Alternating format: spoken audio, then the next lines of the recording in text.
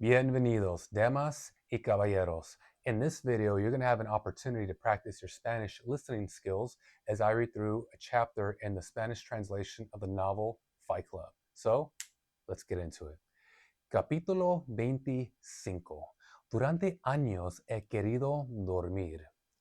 Cien- Durante años he querido dormir.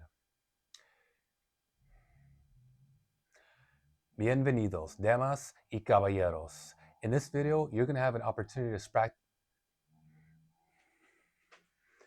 Bienvenidos, damas y caballeros. In this video, you're going to have an opportunity to practice your Spanish language listening skills as I read through chapter 25 of the Spanish translation of the novel Fight Club.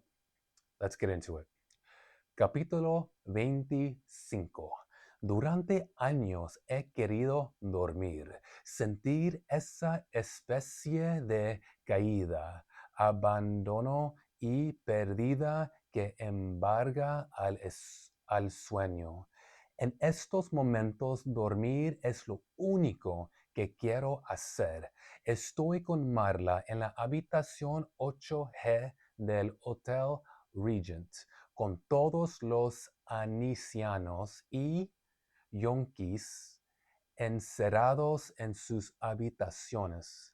Mi creciente desesperación parece normal y esperable. Oye, dice Marla, senta con las piernas cruzadas en la cama mientras se esfuerza por sacar media docena de anfetaminas del envase plastificado. Salí con un tío que tenía unas pasadillas horribles. Él también odiaba dormir. ¿Qué le pasó al tío el que salías? Oh, se murió. Un ataque al corazón, sobredosis, demasiadas anfetaminas, dice Marla. Solo tenía 19 años. Gracias por contármelo.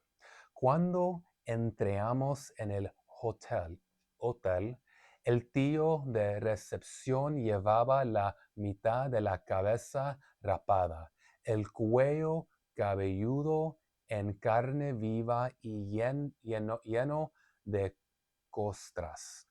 Me saludó. Los ancianos que veían la televisión en el vestíbulo se giraron a ver quién era yo para que el tipo de recepción me llamara señor. Buenas tardes, señor. All right, so far in chapter 25 of the Spanish translation of Fight Club, I'm reminded of something. So you have to remember who the intended audience of this book is, and that much has already been revealed by the author in the previous chapter. He made it very explicit. He said, if you're a young Christian male in the United States, then you view your father as a father figure. Sorry, you view your father as a model of God. And so that's the intended audience. Now, if we're going to go the extra step, I think the intended audience is the white Christian young male American. And so one thing you may or may not be aware of is that the methamphetamine epidemic probably still is, but certainly was like the drug of choice for a lot of young white people, particularly men. And so I think that's what the reference here is about. It's referencing that epidemic. Nowadays, I think the epidemic is more on prescribed narcotics, so like oxys. But this line right here, it says, un ataque al corazón, sobredosis, demasiados anfetaminas, dice Marla. Solo tenía 19 años. So he had a heart attack, too much amphetamines, and he was only 29 years old. So a young man got taken out of the gene pool because he took too many uppers. And so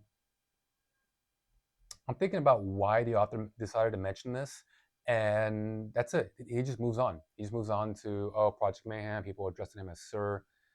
It's like the author of the book is just trying to like poke people out of their nihilistic behavior, your self-destructive nihilistic behavior. Hey, man, um, you know, you're kind of you're kind of accelerating towards a dead end, quite literally. So maybe think twice about that. So that's my takeaway from what we read so far. So let's go ahead and continue. This is a short chapter, by the way. We're like almost halfway through. En este momento me lo imagino. The accent there was wrong. And the verb imagine. En este momento me lo imagino llamado al cuartel general. El proyecto estragos para informarles sobre mi paradero. Deben de tener un mapa de la ciudad donde señalan mis movimientos con alfileres de colores. Me siento acechado como un ganso migratorio en el reino animal. Todos me espían, me pisan los talones. Tómate, si quieres, 6 pastillas de estas. No te harán daño al estómago, dice Marla, pero tienes que metártelas por el culo. Qué agradable. Marla dice, no lo estoy inventando. Dentro de un rato conseguiremos algo más potente, alguna droga de verdad, estrellas, bellezas negras, dragones. The fuck? So this is like the drug den chapter. It's like, just put it up your ass for now, but listen, babe, I'm telling you, we'll go get the real stuff in a minute. But for now, show this up your culo. Okay, this chapter has a very different tone from the rest of the book. Let's keep reading. ¿A dónde vamos a ir? A la bolera. Abre toda la noche y no dejarán que te duermas ahí. A donde quiera que vaya, le digo, los tíos se creen que soy Tyler Durden. Por eso el conductor del autobús no dejó pasar sin pagar. Sí, nos dejó pasar. Let me read that sentence again. Por eso el conductor del autobús nos dejó pasar sin pagar. Sí. Y por eso los dos tíos del autobús nos cedieron los asientos. Y bien, ¿qué te propones?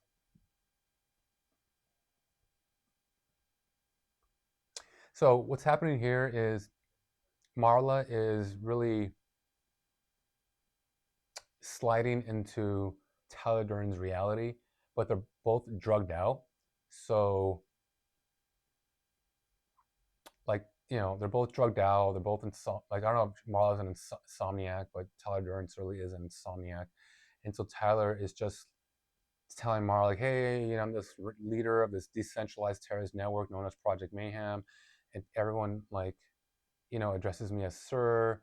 And with those two guys that gave us their bus seats, they weren't just kind strangers. No. They did so because Tyler was the alpha. He was like their Osama bin Laden. So they're showing respect. And Marla is beginning to slide into Tyler's reality. One thing I will say about this whole novel is that you have an unreliable narrator, and so you don't really know what's true and what isn't true. And if you don't already know how this novel ends, well, I think I could tell you. So the way the novel ends is that he ends up in an insane asylum, kind of like the end of the first Joker movie. In fact, exactly at the end of the first Joker movie. Yeah. So, I mean, we have an unreliable narrator here, and that's just something I wanted to point out. Let's keep reading. No creo que sea suficiente con escondernos. Tenemos que hacer algo para desembarazarnos de Tyler. Una vez salí con un tío al que le gustaba ponerse mi ropa, dice Marla, vestidos, sombreros con velo y todo eso. Y si te disfrazara para pasar invertido, no me voy a traves- no me voy a travestir ni me voy a meter pastillas por el culo. Peor, dice Marla. Una vez salí con un tío que quería que fingiera una escena lésbica con su muñeca hinchable. Me imagino convertido en una de las historias de Marla. Una vez salí con un tío con desdoblamiento de personalidad. So he's saying right here, I imagine myself being converted into one of Marla's stories about one of the guys that she happened to date.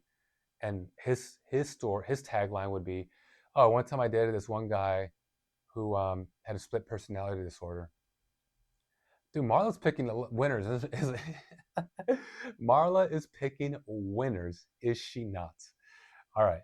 También salí con ese otro tío que usaba uno de esos aparatos para alargar el pene. Le pregunto, ¿qué hora es? Las 4 de la mañana. Yeah, they're not sleeping. Dentro de 3 horas tengo que ir a trabajo. Tómate las pastillas, dice Marla. Siendo Tyler Durden, seguramente nos dejarán llegar gratis en la malera. Oye, ¿por qué no vamos de compras antes de deshacernos de Tyler? Podríamos hacernos con un buen coche. Algo de ropa, unos CDs. That's a callback to the mid-90s, CDs. Hay que verle el lado bueno a tanta cosas gratis, Marla. Vale, olvídalo. Imagine if they did go do that. If they're both like druggies, just hallucinating, that's it. They'd be arrested. Fortunately, Tyler said, like, Marla, please. And Marla's like, vale, olvídalo. Okay, fine, forget about it.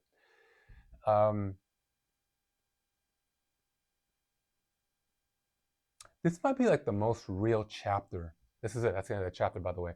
This might be the most, it's only a page long.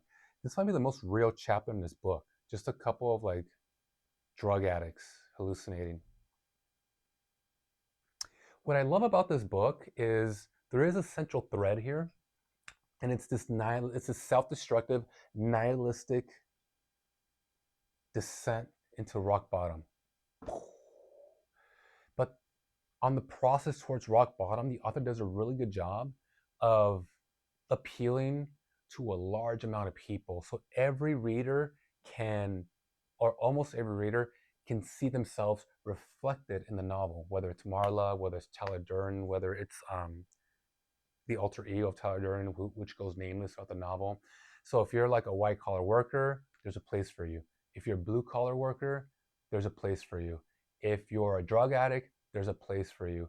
If you're if you're gay, there's a place for you here too. If you're a young white Christian male in the United States, you are the target audience here. There's a place for you. If you're a woman dating these type of men, there is a place for you. So I think that's part of the genius of this book. It's mass appeal. This is such a great book. I really do love this book. All right, so that's it. That's chapter 25 of El Club de la Lucha. If you made it this far, it's because you like what I'm doing. So smash that like button, subscribe to the channel so you don't miss future videos, and that's it. Cuídate.